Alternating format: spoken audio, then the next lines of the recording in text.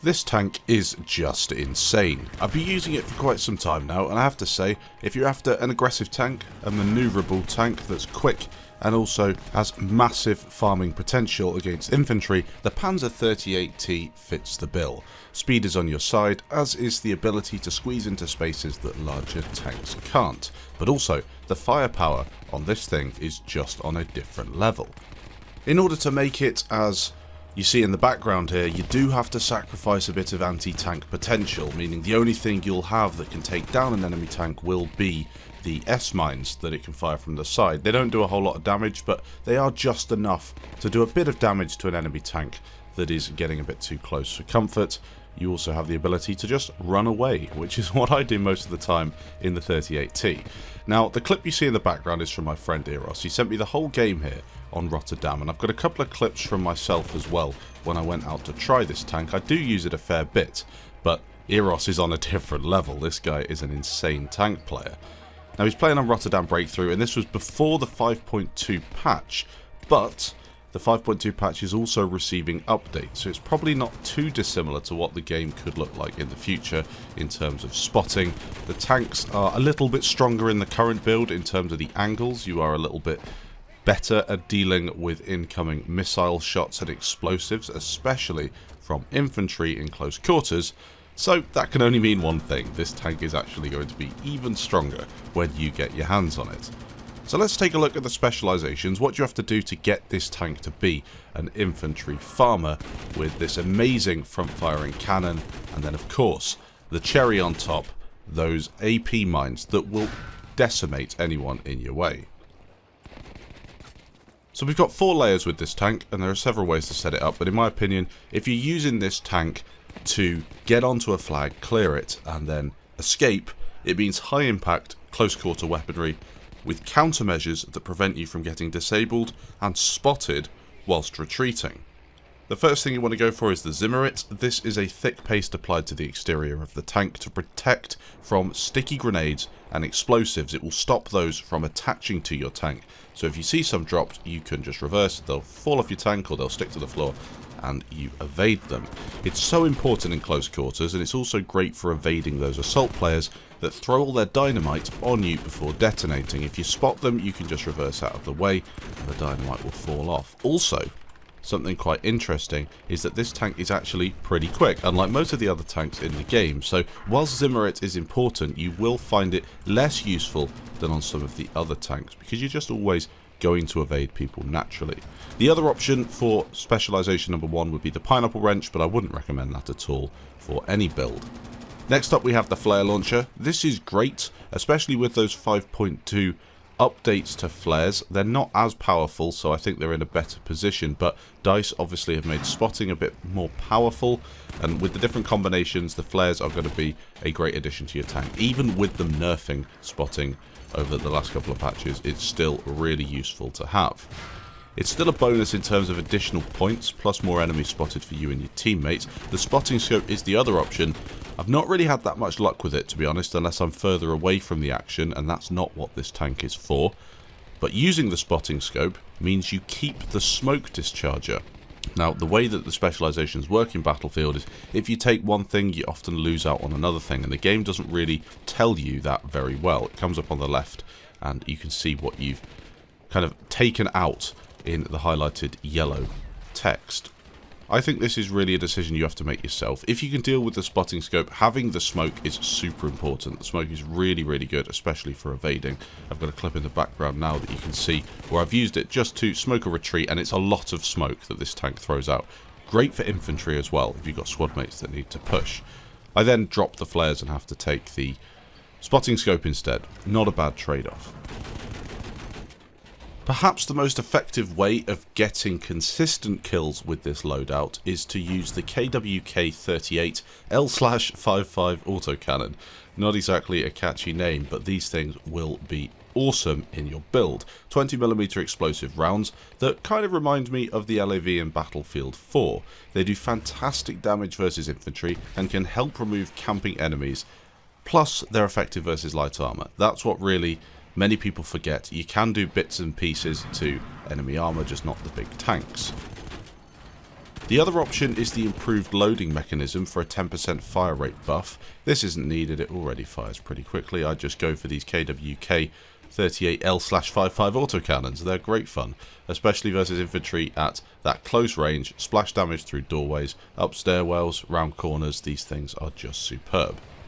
Finally, the cherry on top of this infantry farming cake, the S-Mine Launcher, or AP Mine Launcher, whatever you want to call it. It's perfect for insta-clearing choke points, removing camping enemy players, killing enemies behind you, or taking out assault players that have got that angle on you where your turret just can't reach them.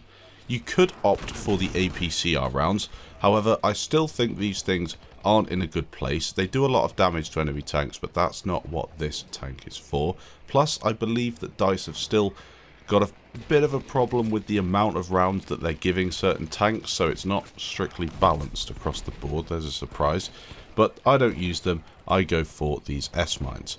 Now, I'll take the Panzer IV or the Tiger if I'm looking to take down enemy tanks. This Panzer 38T is strictly for infantry farming, and it does a really good job of it. So that's why I've gone for the S-Mines. They just make the most sense.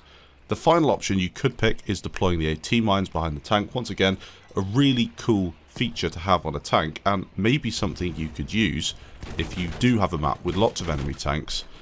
Kind of like the flanker tank in Battlefield 1, you'd be driving around, drop some mines and then bait a tank over them. It's a nice option to have, but for me, the S-Mines are what I use all the way. So here we have an example of me playing on Devastation of Rotterdam in the same tank, set up how I like it. And this is why this tank is so damn special. What other vehicle on Battlefield can do this? Just run up the top. This is where all the enemies are sitting. Unfortunately for me, there are only a couple up here, which is a bit of a disappointment. I was hoping for 10 guys just all standing sniping, which is often the case on this section of Devastation. There weren't though, just the one guy up there, so bit of a shame, but this is where it excels. I see a squad mate die, I drive in, get some kills, drop the S-Mines, get another kill, smokes everywhere. It's absolutely hectic, and it gives me the opportunity to maybe save that squad mate if another medic was around. Unfortunately they weren't. I'm also acting as a spawn point for these players, which is really, really useful. Squad mates who play infantry usually aren't too impressed with me when I take a vehicle, and you guys probably know the same thing. If you're running around and you're trying to cap flags and be aggressive and all the rest of it, and then one of your squad mates just decides to take a plane, and you're like, well great, I can't really spawn on you, or I could but I'm not going to. You're not really helping me, so I'm going to find another squad that can spawn me close to flags. The thing is with the Panzer 38T is you're following the infantry round. You can see me doing it now. You can flank around most of the routes. Here's another good example in the background here. Pushing towards Delta objective on this little ramp on the side. I was thinking you could get into this little building on the side, maybe destroy the wall and get in. You can't, unfortunately, but you can on the left drive through the little gap onto Delta, which is kind of cool. It gives this tank an additional little feature for capping flags. Whilst other tanks will struggle to get onto objectives, this one can just drive straight in and cause massive problems to the enemy before turning around and running away again. The other option on the Allied side would be the Staghound, and in my opinion the 38T is slightly better than the Staghound for a few reasons. First of all, the manoeuvrability. On a map like Rotterdam, it's the best vehicle in my opinion. On Aerodrome, the Staghound is very quick. It does get around and you can do a lot of damage, but it gets stuck quite a bit, while the 38T has tracks and not wheels. The tracks are better for manoeuvrability, but the Staghound is slightly faster. The 38T is no slouch though. It gets stuck less and is far better in the tight spaces with these tracks, and you can also boost away from any impending danger. I find being able to rotate on the spot is also a great feature with a tracked tank, and this is where the Staghound will fall down. It's up to you really what you prefer. You won't get the S-Mines though on the Staghound, which is one of the main reasons I enjoy this build so much.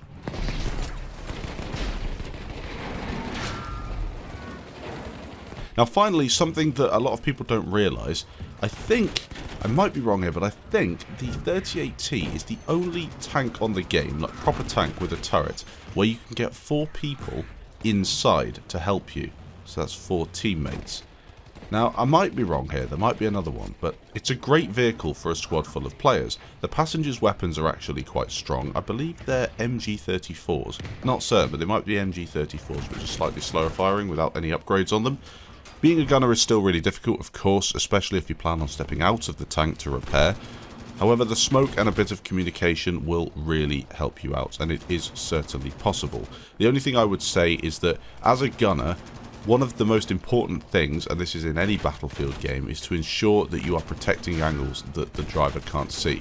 There's no point in you shooting stuff in front that the driver can already see. It's great if you want an additional kill, but it's really not beneficial at all if you're doing that. There's also a couple of extra tricks that you can do as a gunner in the tank, but you can watch some of my other tank guides if that's the sort of information you're after. It's not rocket science, but a lot of people don't really understand how to be an effective gunner.